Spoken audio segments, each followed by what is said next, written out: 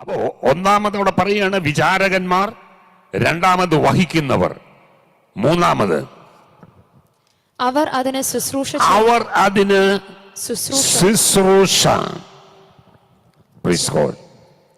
Hallelujah. അവരാരാണ്? ശുശ്രൂഷക്കാരാണ്. ആലയത്തിൻ്റെ അകത്ത് ശുശ്രൂഷിക്കുന്നവർ. ദൈവപൈതലെ, എനിക്കും നിങ്ങൾക്കും ദൈവം തന്നിരിക്കുന്ന വലിയ പദവി ഓർത്ത് കരമുയർത്തി ഒന്ന് സ്തോത്രം ചെയ്യാം. 51 വാക്യം വായിക്കുമ്പോൾ 4 അവരുടെ ഉത്തരവാദിത്വം അവിടെ കാണാം. തിരുനിവാസം പുറപ്പെടുമ്പോൾ ലേവ്യർ അത് അഴിച്ചെടുക്കണം. തിരുനിവാസം അടിക്കുമ്പോൾ ലേവ്യർ അത് നിവർത്തേണം. ഒരന്യൻ അടുത്തു വന്നാൽ മരണശിക്ഷ അനുഭവിക്കണം. വേറെ ആർക്കും തൊടാൻ അവകാശമില്ല. സമാഗമന കൂടാരത്തിലെ ഉപകരണങ്ങൾ, കാര്യങ്ങളെല്ലാം അഴിച്ചെടുത്ത് സ്തോത്രം അത് ഡിസ്മാൻറ്റിൽ ചെയ്ത് എല്ലാം പാക്ക് ചെയ്ത് സ്തോത്രം ഒരു സ്ഥലത്ത് നിന്ന് മറ്റൊരു സ്ഥലത്തേക്ക് മേഘം പൊങ്ങുമ്പോൾ യാത്ര പോകണം. ഇതെല്ലാം അഴിച്ചു മാറ്റും. വീണ്ടും അടുത്ത സ്ഥലത്ത് മേഘം താഴുമ്പോൾ ഇവർ പാളയമടിക്കും.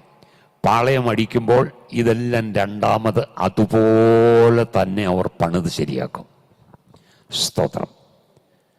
അവർ അഴിക്കുന്നവരുമാണ്, അവർ പണിയുന്നവരുമാണ്.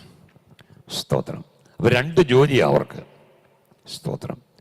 1 അത് പൊളിച്ചടുക്കണം, 2 അത് പണിത് വീണ്ടും ഉയർത്തണം. മനസ്സിലായോ? 2 ശുശ്രൂഷ അവർക്ക് കൊടുത്തത്. എനിക്കും നിങ്ങൾക്കും ആ ശുശ്രൂഷ തന്നിട്ടുണ്ട്. പൊളിക്കാൻ മാത്രമല്ല, പണിയാനുമുള്ള ശുശ്രൂഷ. Praise God. ഹല്ലേലൂയ. എന്തുകൊണ്ടാ? വചനം. എൻ്റെ കയ്യിലും നിങ്ങളുടെ കയ്യിലും തന്നിരിക്കുന്ന വചനം സ്തോത്രം ദൈവഹിതമല്ലാത്തതെല്ലാം ജീവിതങ്ങളിൽ നിന്ന് പൊളിച്ചു കളയുവാനും ദൈവഹിതപ്രകാരമുള്ള പണി അവരിൽ ചെയ്തെടുക്കുവാനും നമുക്ക് തന്നിരിക്കുന്ന സത്യവചനത്തിന്, പഥ്യവചനങ്ങൾക്കായി കരമുയർത്തി ഒന്ന് സ്തോത്രം ചെയ്യാം.